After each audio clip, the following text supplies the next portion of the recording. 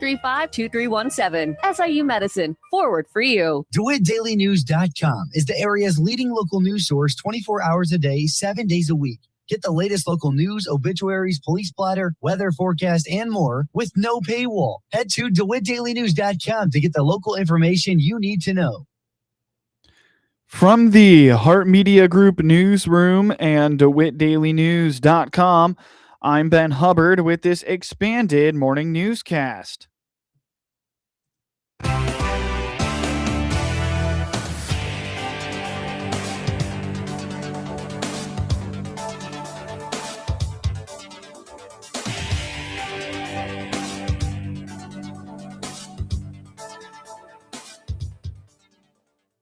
Good morning, and thanks for being with us. I'm your host today, Ben Hubbard. You're listening to the WHOW Morning Show. The Clinton City Council Tuesday night received an update on its ongoing replacement of the Quincy Street water tower. Kurt Carlson with the engineering firm Mead and Hunt reminded the council of the need and scope of the project, including several components of the water treatment plant and water tower that had reached the end of their life. A couple years ago, sat down, there's quite an extensive list of improvements that were come up with, kind of a wish list for improvements at the water treatment plant, new water main, and new water tower as well, replace the water tower down the street on Quincy here. And so we came up with this list, and Mead Hunt was hired to do the design, and also work with the paperwork for securing loans through the state of Illinois, and all the permit applications as well. So we had an initial list that we came up with, and so kind of a little bit more history to break it out. We had improvements that were at the water treatment plant. So all these improvements are to replace components that have reached the end of their useful life. So most of the stuff at the water treatment plant has been in since the early 2000s. So a lot of equipment that's reached the end of its useful service life. The water tower is obviously kind of pretty well past its service life. So that's what the gist of the project is, to replace these components, make sure that the water treatment plant is in good shape for the next 20 years and well beyond that for the water tower. So we broke these up into a couple of different... The project would cost roughly $13 to $15 million, and Carlson indicates the city is pursuing a low-interest loan through the Illinois EPA. Submittals that we'll make, and one of the big things, obviously fund the project, the city doesn't have, we're looking at is roughly $13 million worth of improvements, and obviously the city doesn't have that just laid in the bank. So one of the funding forms that we're going to utilize is a low-interest loan program from the state of Illinois. And so there's a process to apply for that loan, get design plans approved, and everything else. So along those lines, we came up with this wish list, and then the actual projects to get those completed. So we broke that up into two loan programs. The first project, local projects, would be the water tower and the improvements at the water treatment plant. Then after that is replace water main on Quincy Street. So what we're going to do is make sure that the water tower is constructed before we then have to dig up the road, put in the water main, and then replace the road. So we don't have to go back and tear up the brand new road by doing the water tower. And one of the other projects is the demo of the existing older tower. According to Carlson, the city of Clinton hopes to submit its plans for the water tower by the end of the month, with hope of it being approved by the Illinois EPA around July of next year. So with that, we had come up with an initial timeline of getting permit applications submitted, design plans, loan application, and all that paperwork to Illinois EPA. So the last time we were met, it was the end of last year, and there was an ordinance passed for the city to authorize itself to use that loan program. That's one of the pieces of paperwork that the state requires. So we got that in place. And so what happens with the loan program is there's many communities throughout the state that also have projects going on. Water mains, water treatment plants, new towers, you name it. There's one pile of money for the water side, and there's one pile of money for wastewater projects. So each spring, at the end of March, everybody puts in their request for money for their project. And then the state, Illinois EPA, scores everybody's project to see who's going to, and eventually that scoring results in a list of whose project is going to be funded. So there isn't, just like at the city, there's not an endless pile of money at the state. So they have to come up with a scoring, a categorization process to figure out which projects are going to be funded. Carlson says the water main they will have to replace will be under a separate application process and loan. Also at the Tuesday night Clinton City Council meeting, Sue Whitted was sworn in as Commissioner of Accounts and Finance. The council approved an increase in compensation for city commissioners effective for fiscal year 27, and the council approved the purchase of property at 803 Illini Drive, the future site of a new Clinton City Hall. The Clinton YMCA is reminding the community of its before and after school care program, Y-Zone. Executive Director Rennie Kluver indicates this program provides parents a place to send children before and after school, where they will have opportunities to do homework and receive help with that homework, as well as an outlet to play and have fun. I mean, the simple summary is it's a before and after school program for parents, and it's childcare. And I would say it's not your everyday typical childcare. It's not like dropping them off at a babysitter. Mm-hmm. But if you need to get to work early before you can drop off kids at school, we've got that program there for you. Drop them off. We take care of them until they have to, the bell rings for them to go to class. Mm-hmm. And then after school, we're there. If you can't pick them up after school, if they don't ride the bus home or to a grandparent's or an aunt, uncle's house, whatever what you need for your child to go to after school, we are in the building now at CS. Then the kids will be bused from the other schools to get there. Mm-hmm. And it's just, it's activities, it's homework help if they need it. Mm-hmm. There's, a lot of recess time just to kind of let the kids unwind from a long day of school. Mm-hmm. And it runs after school from the time the bell rings. So let's say 3 o'clock to 6 o'clock. Mm-hmm. So we give those parents that work out of town, they get off at 5:30, they get time to get home, get back to Clinton and pick up their kids. Clinton schools are going to the Learning Center model for Lincoln and Douglas schools, which has resulted in the Y making Clinton Elementary School the primary attendance center for Y-Zone. Kluver indicates students will be bused from Lincoln and Douglas to CES. A little different this year, at least for the first 9 weeks, and with the changes that were going on at Lincoln, what the school district was, adding the classes and this the pure number of enrollment at Lincoln. We've decided to move all of Y-Zone to CES for the first 9 weeks, and we'll see how that works. We may be able to keep it there for the remainder of the year, or maybe revert back and see if the school could let us use Douglas. Maybe better for everybody. But I know, even beginning of the school year, just everyone getting back in the routine and with the number of cars that could be through Lincoln, I think this was a smart move for us to kind of relieve some of that stress on the teachers and the staff, and even our staff and the kids that'll be going to Y-Zone. So that's a change. And I know Melinda Akers, who is the director of all of our child care before and after school care, has let parents know, and we'll keep them updated on any other changes that occur throughout every year since I've been involved with the Y. They've always taken the kids from Douglas to Lincoln, but this year that bus wouldn't even need to be needed for us because I think it's just pre-K that's in Douglas. So we take kids K through 5, and it was K through first grade. Mm-hmm. We're all at Lincoln. Mm-hmm. And so now those kids, those kindergarten and first grade, will just be transported to CES. Operationally, for the Y, this is a much better situation for us as far as staffing, materials, supplies, just the logistics of having all the kids in one spot. I don't know how many parents that we have that have multiple kids. Some of them had kids that went to CES and Lincoln. And so this would be a great change because now I can just pick up at one spot versus 2. According to Kluver, CES remains a great option for Y-Zone, but the challenge in the winter months is the sports programs that utilize the gym space.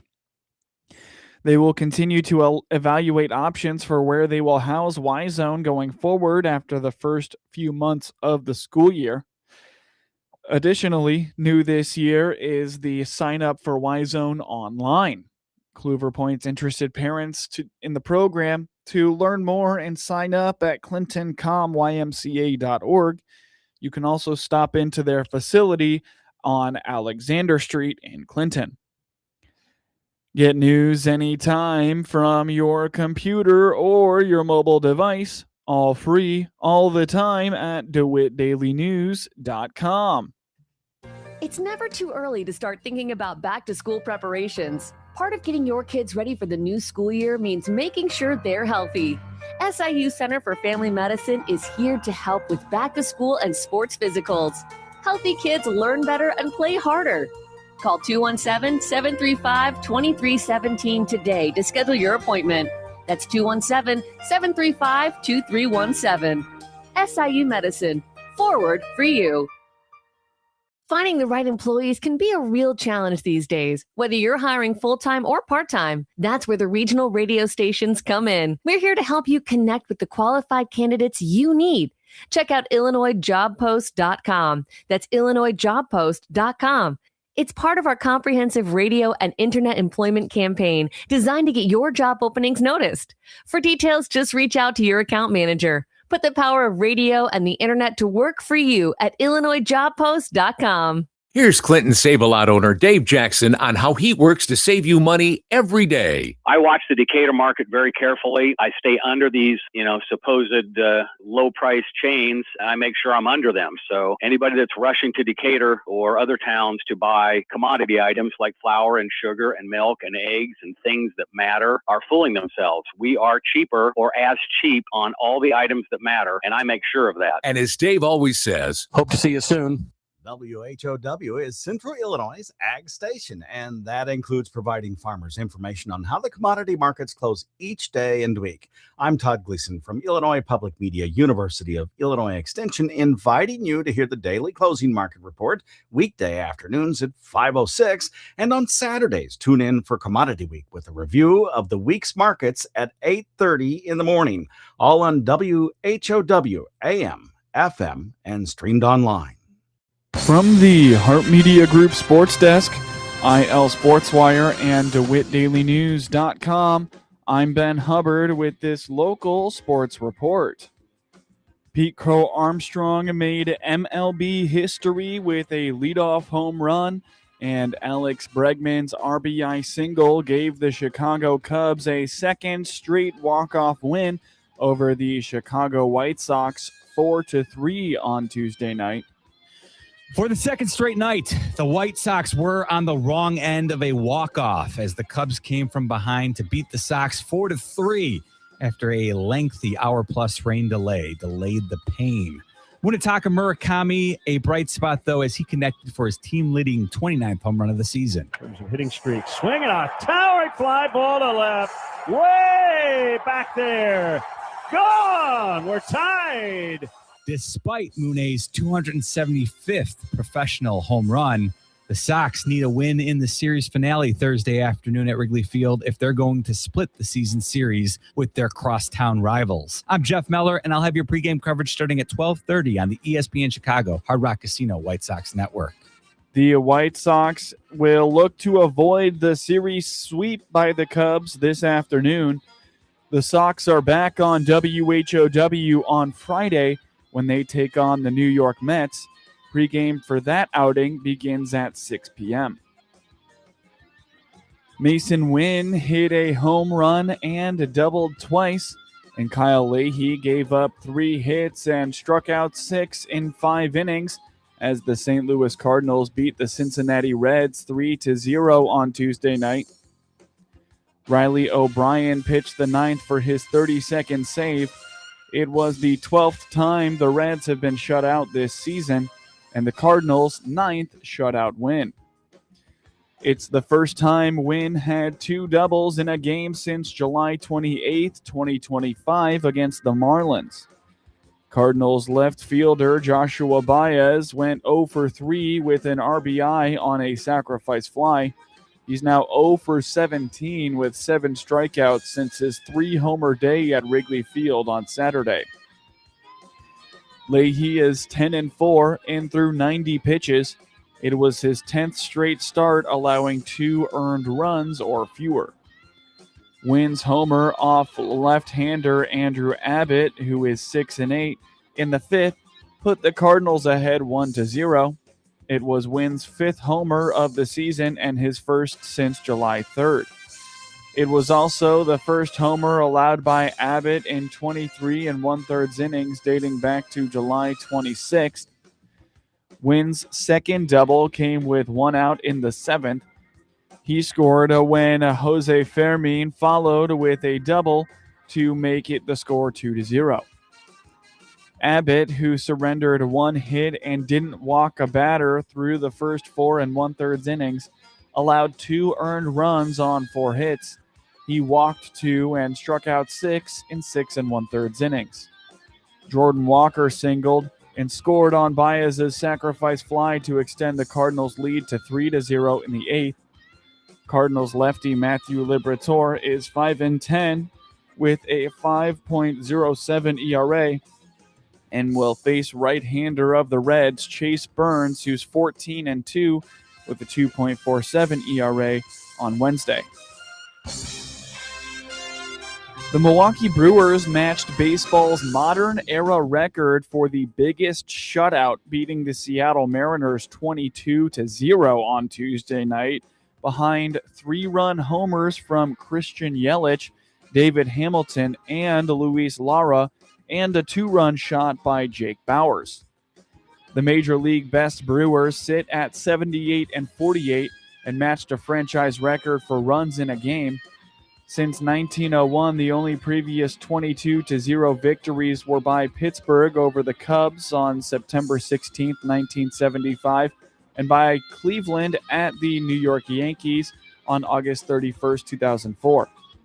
Bauer scored the Brewers' first run in colorful fashion. He doubled with 2 outs in the first against Bryce Miller, who is 4-7. William Contreras singled, and left fielder Randy Arozarena's throws to the plate easily beat Bauers, who slapped at catcher Cal Raleigh's mitt on his slide. Raleigh dropped the ball, and Bauers dived back to the plate.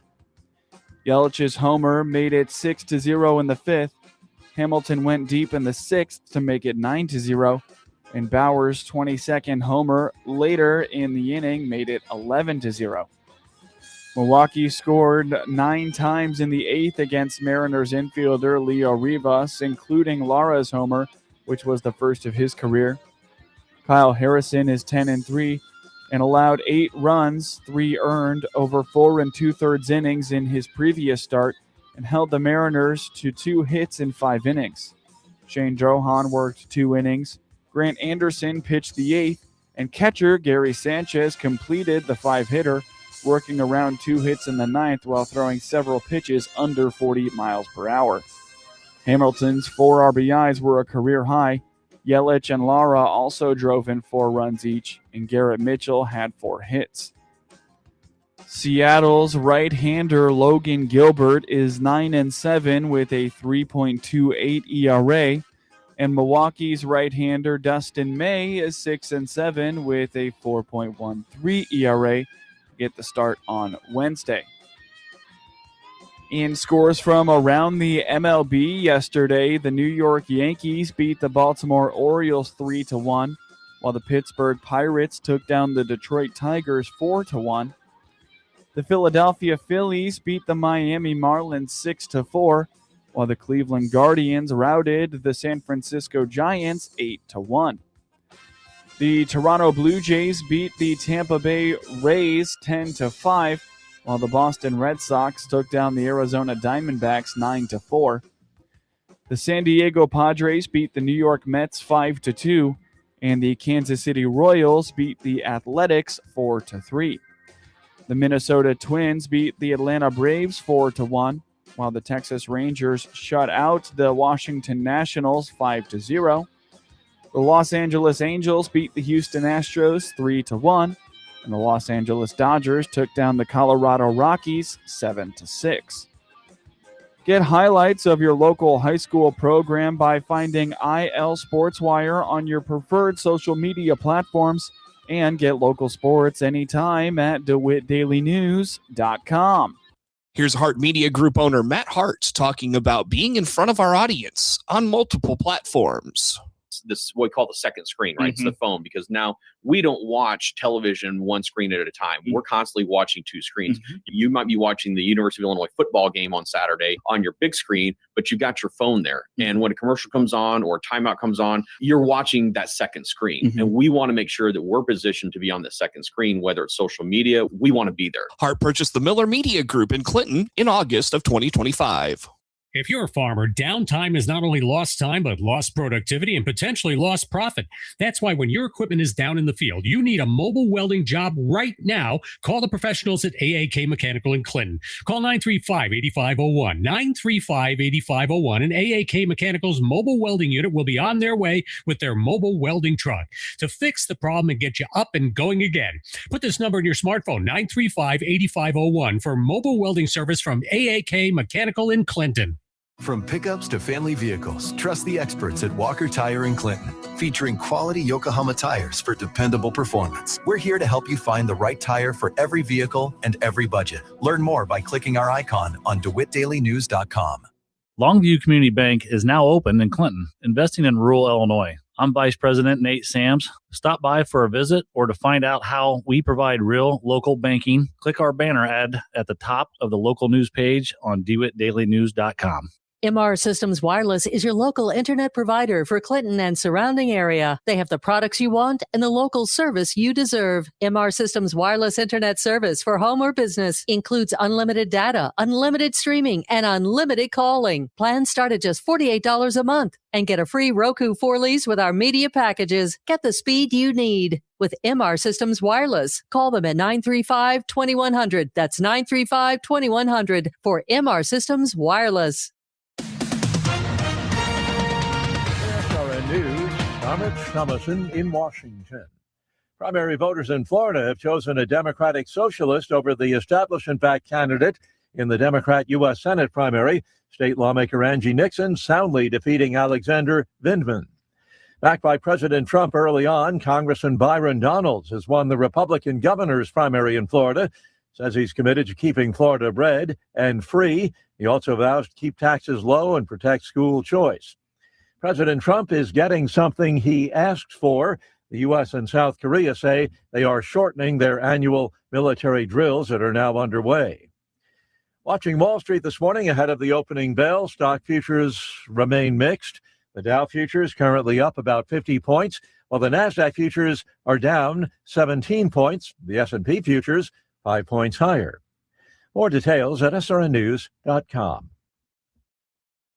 You've probably heard all those ads for life insurance. Just a few dollars a day, apply online in minutes, no medical exam. Simple, easy, and cheap, right? Now you're thinking, maybe I should get a quote. Well, smart thinking. Everyone should have life insurance. But here's what they don't tell you. Those few dollars a day rates, they're for young people in perfect health. That's why everyone calls Big Lou the 50 to 60-year-old not-so-perfect candidate. Like you. You take prescription meds and you're overweight. Winner, fried chicken dinner. Well, Big Lou works with life insurance companies that want people like you with no surprises after you apply. In fact, if you're a 50-year-old guy with a few health glitches, Lou could probably find you $1 million of term life coverage for about $200 a month. So yeah, you need life insurance. But unless you're young and healthy, you gotta call Big Lou because he's like you, older, heavier, and on meds too. Get a quote right now at 800-555-2085. 800-555-2085 or biglou.com. From the Hart Media Group newsroom and DeWittDailyNews.com, I'm Ben Hubbard with this local news update.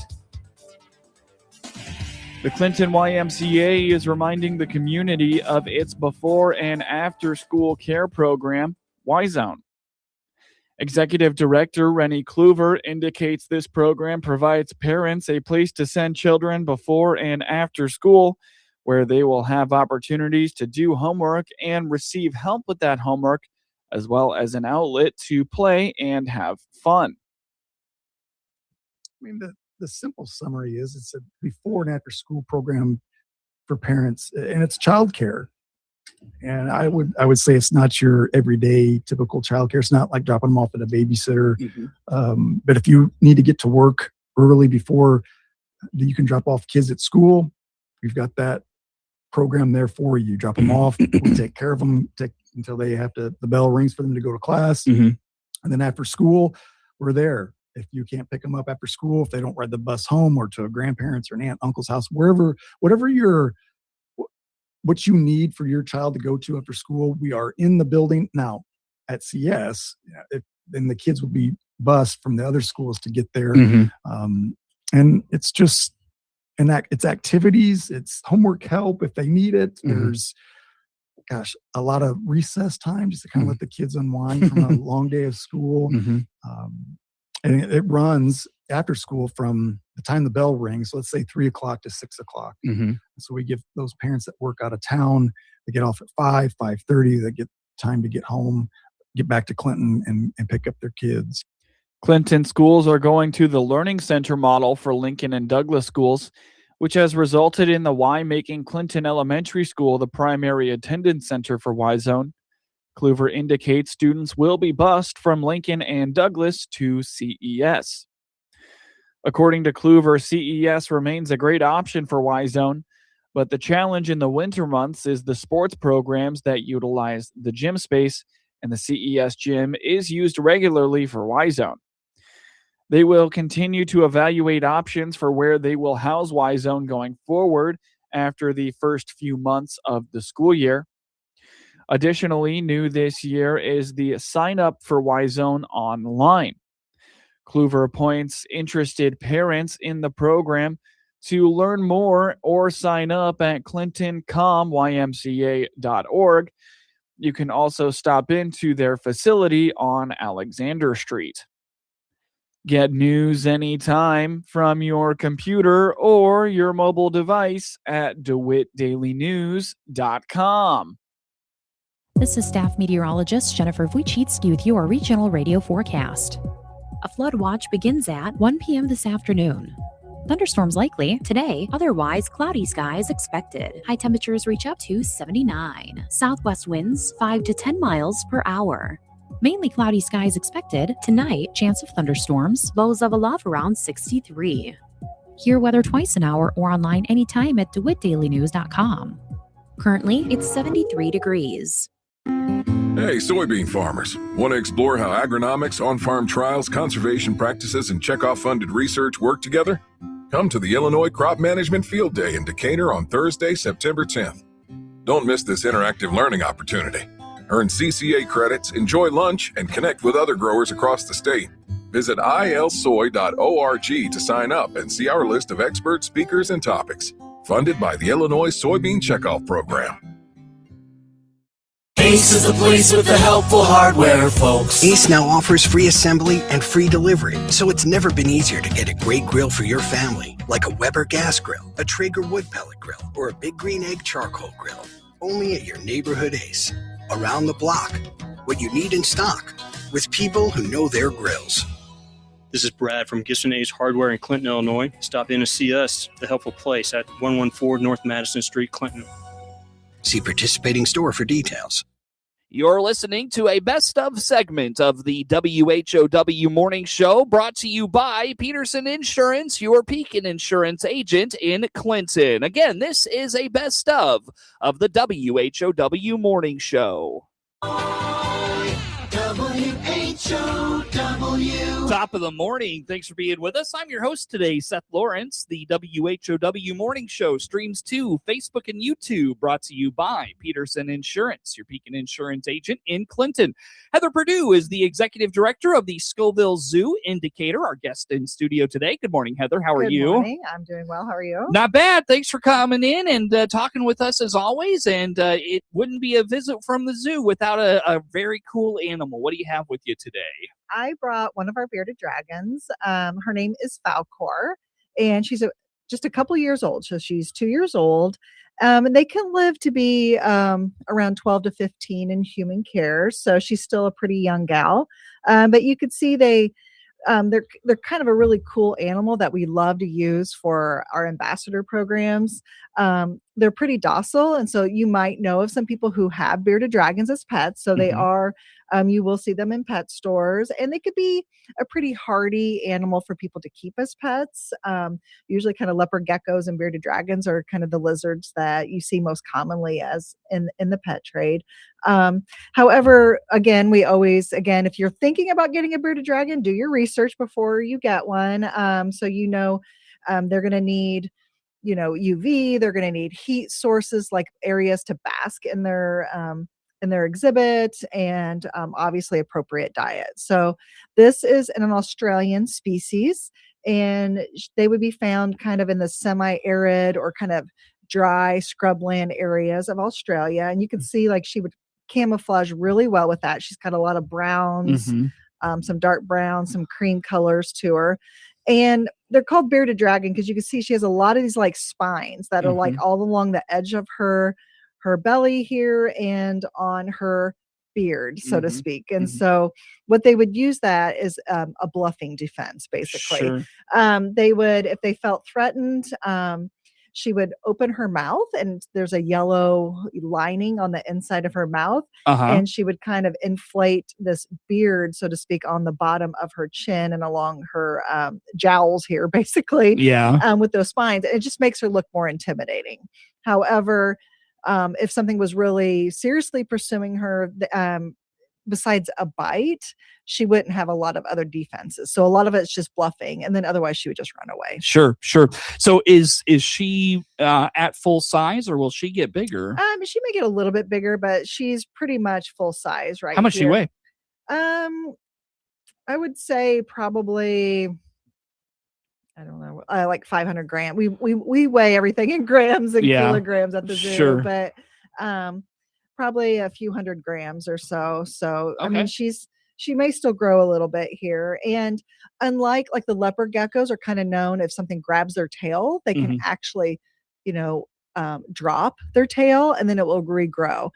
Bearded dragons cannot do that. She cannot regrow her tail. Oh, interesting. I know the library has a bearded dragon here in town. Yeah. So that's really cool. That's really neat. So when it comes to like some of her features, I know she's got like holes in the sides of her head there, but those aren't ears, right?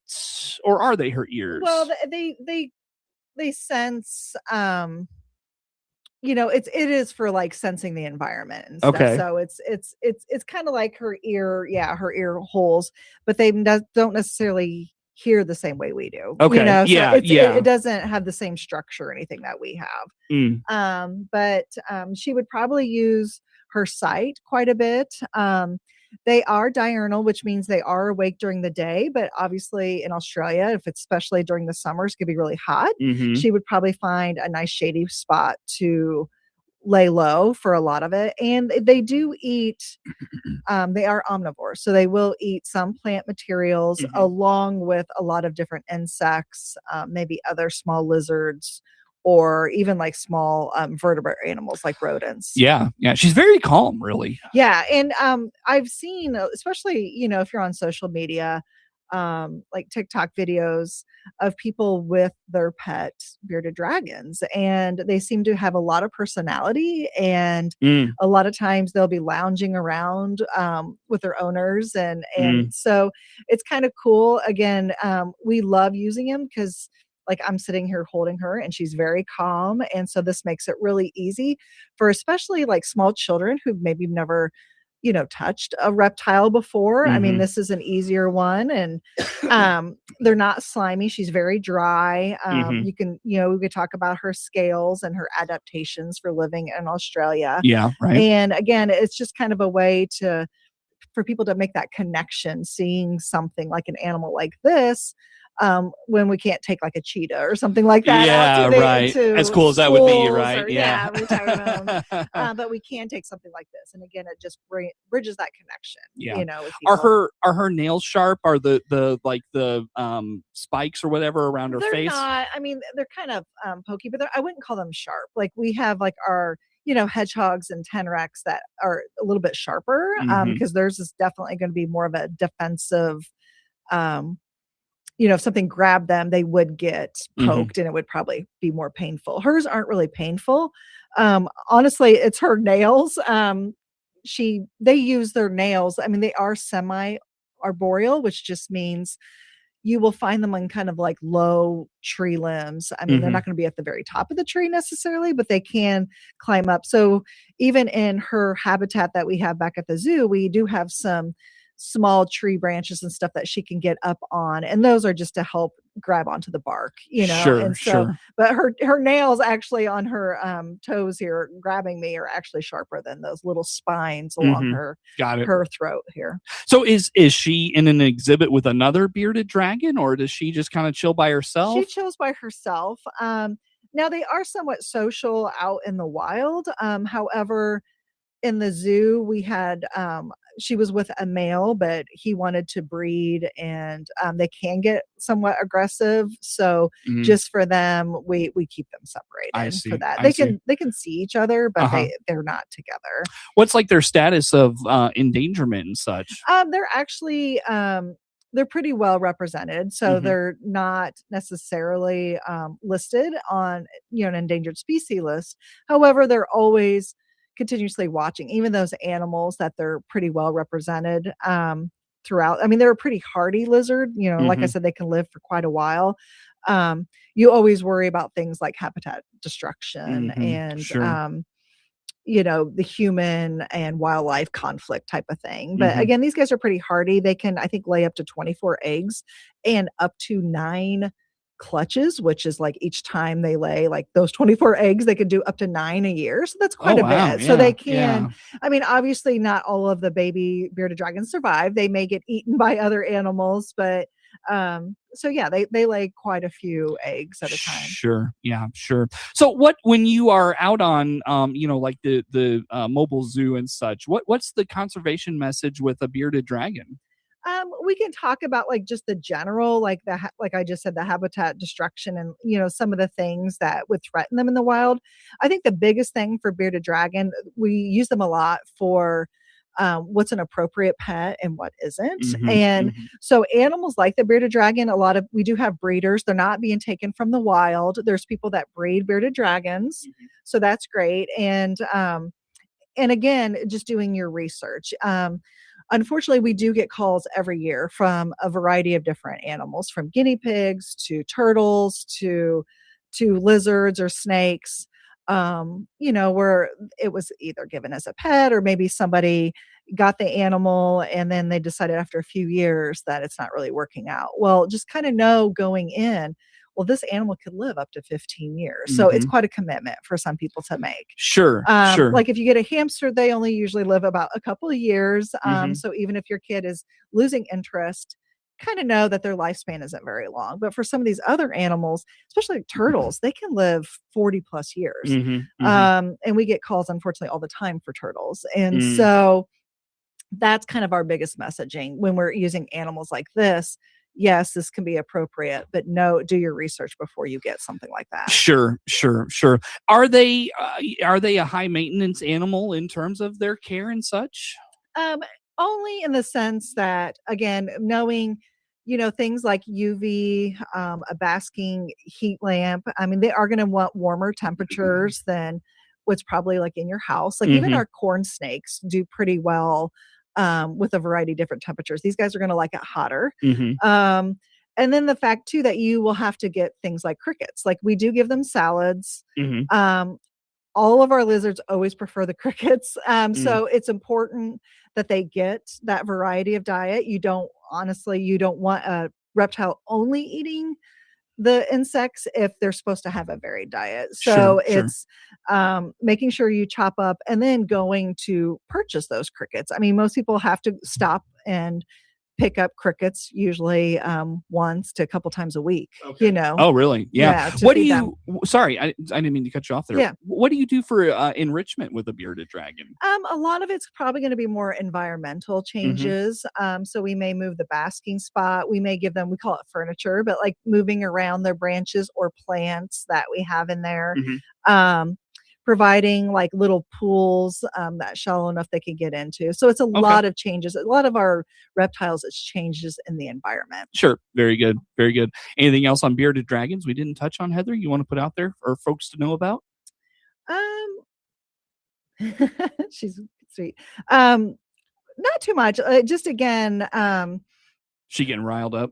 no, she's not getting riled up, but she has some cricket dust on her head. But again, they can be again a great pet. It's just, you know, having a habitat. I mean, she's a pretty good sized, so a small aquarium's not really going to work out well for her. She needs something that's pretty good sized to keep her in. And again, having a basking spot, which is like one spot in the habitat that is really warm, that she can get up on a rock and really warm up. And then but then also having cooling areas. Like, you don't want your habitat having all one temperature. You want a variety. Sure. Because again, they are, we call them cold-blooded, but their body temperature is dependent on their temperature and their environment. So that she's going to move wherever. If she's getting too hot, she's going to move to a cooler area. Area. So it's just having something large enough that you can keep something like this in. I see. Very good. Well, on that note, Heather, I tell you, let's take a break and come back with some more. Heather Perdue is the executive director of the Scoville Zoo in Decatur, our guest in studio today. She's got a bearded dragon, and we'll talk about the summer season and wrapping up the year at Scoville Zoo when we come back on the WHOW Morning Show. WHOW. Let's check the opening numbers now with the Chicago Board of Trade on this Wednesday. I'm Jim Taylor on the RFD Radio Network. We start the day in the green with corn, beans, and Chicago wheat. September corn opening 466 3/4 up 3.5. December corn up 3 3/4, 491 3/4. March corn 507.5 up 3.5. September beans above $12, 12.13 up 12 1/4. November beans up 12 3/4, 12.29.5. January beans 12.44 up 12.5. September wheat starting the day 6.68 3/4 up 4 1/4. September KC wheat up 2 1/4, 7.46. September bean meal 314.40 up $1.40. September bean oil 70.32 up 63 cents. Energy market October Brent crude oil 91.22 up 20 cents. Looking at the opening numbers on this Wednesday morning, I'm Jim Taylor, and this is the RFD Radio Network. Baum Chevrolet Buick offers full transportation options while giving you peace of mind. This is Scott Baum from Baum Chevrolet Buick here in Clinton. This is what we do every day. We listen to you, give you options for routine maintenance, major mechanical problems, or collision repairs with a staff that's knowledgeable to find the best option for you. Baum Chevrolet Buick, your full-service dealer. See us at baumchevybuick.com right from the start. Ace is the place with the helpful hardware, folks. Ace now offers free assembly and free delivery, so it's never been easier to get a great grill for your family, like a Weber gas grill, a Traeger wood pellet grill, or a Big Green Egg charcoal grill. Only at your neighborhood Ace. Around the block. What you need in stock. With people who know their grills. This is Brad from Gibson Ace Hardware in Clinton, Illinois. Stop in to see us, the helpful place at 114 North Madison Street, Clinton. See participating store for details. You're listening to a best of segment of the WHOW Morning Show, brought to you by Peterson Insurance, your Pekin Insurance agent in Clinton. Again, this is a best of the WHOW Morning Show. Your friend in Central Illinois, WHOW. Once again, a good morning. Thanks for being with us. I'm your host today, Seth Lawrence. The WHOW Morning Show streams to Facebook and YouTube, brought to you by Peterson Insurance, your Pekin Insurance agent in Clinton. Again, Heather Perdue is the executive director of the Scoville Zoo in Decatur, our guest in studio today, with a bearded dragon. And Heather, I neglected to ask, what's this little lady's name here? Her name is Falcor. Falcor. Mhm. Yeah, sure. Very good. Well, Falcor, the bearded dragon, in studio with us today as well. Heather, let's dive into, we get into August, which means in the next few weeks, things start to really slow down for the zoo as kids get back to school. What does Yes. back to school time mean for Scoville Zoo? Well, we already are switching to our fall hours. I know it's still summer, but we have some schools starting next week, and we do have a drop in attendance during that time. And honestly, we lose some of our staff as well. So we do have a lot of high school and college students that work either some in our animal care, but also in our guest services. So we kind of start losing our staff the end of this week as well. So we're kind of getting to smaller staff. And so we switch to those fall hours, which just means the weekend hours stay the same. We open every day at 9:30, and the last time you can get into the zoo is at 5:00, and our zoo grounds will close at 6. However, during the week, starting next week, we will close at 4:00, but then our zoo grounds close at 5. When you say starting next week, do you mean August 10 or is Yes, August 10th? 10th. Okay. Yeah, so Monday through Friday, our hours will be 9:30 to 4, and then the zoo grounds will close at 5. Gotcha. Very good. Very good. Well, let's dive into, I know Twilight Tuesday is a very popular once a month event at the zoo. We start that in May, and that just we have one day during the month that we're open later hours. So we are open until 7:00, and then our zoo grounds will close until 8. And it'll be our last one of the season. So that'll be August 25th. If you come in between that 4 and 7:00, we have $5 admission for anyone coming in. Okay. So it's a reduced admission. And again, it's our last one of the season. We used to do it through September, but honestly, it is dark by that time. And so it's really hard for our keepers, putting the animals away. And some of our animals are already in bed at that point. And so we moved it up a month just because it is dark. So All right. August 25th. And if it is a warmer day, it's kind of nice coming in during those evening hours when maybe it's a little bit cooler and the animals are more active. All right, very good. So August 25th, final Twilight Tuesday.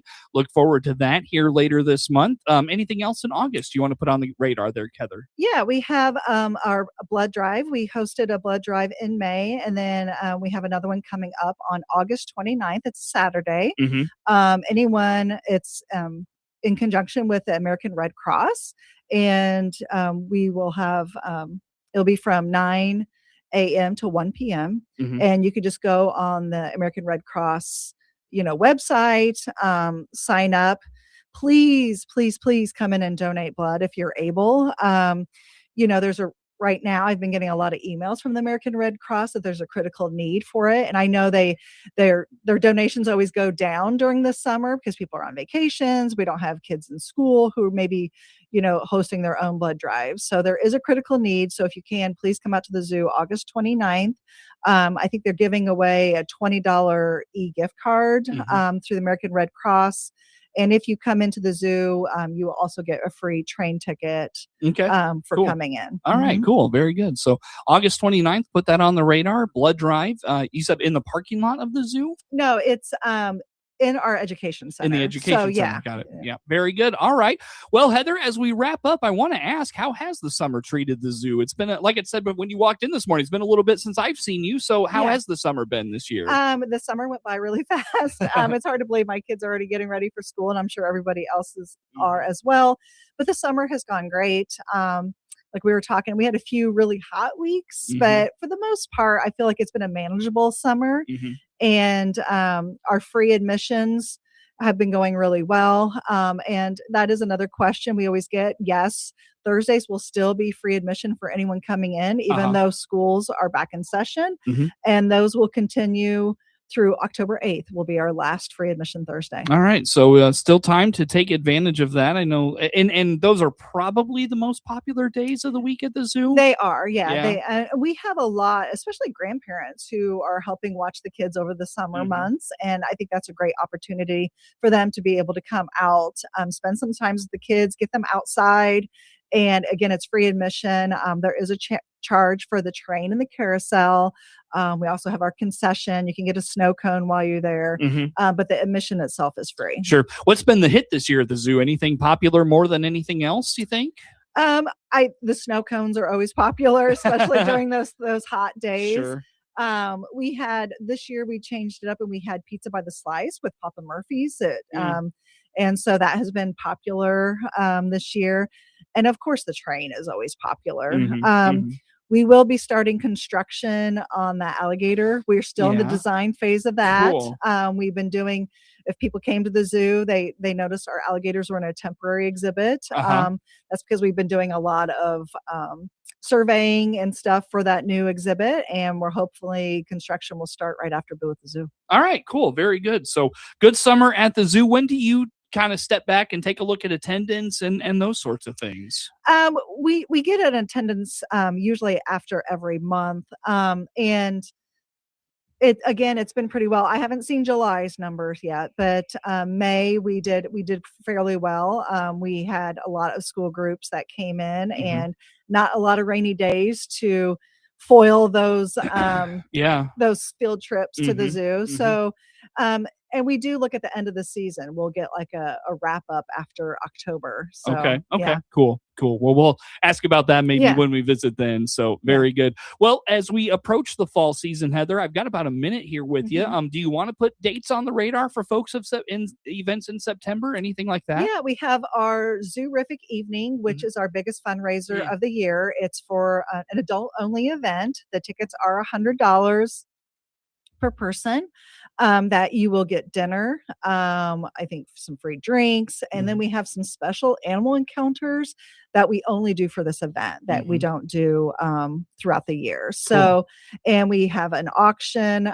So that's September 19th, and tickets for those, you can go on our website and check that out.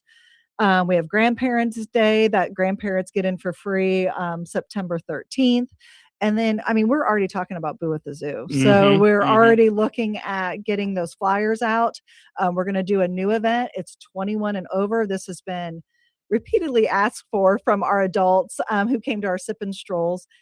We are going to do a booze at the zoo on October 15th. This is Thursday, and that's going to kick off our Boo at the Zoo.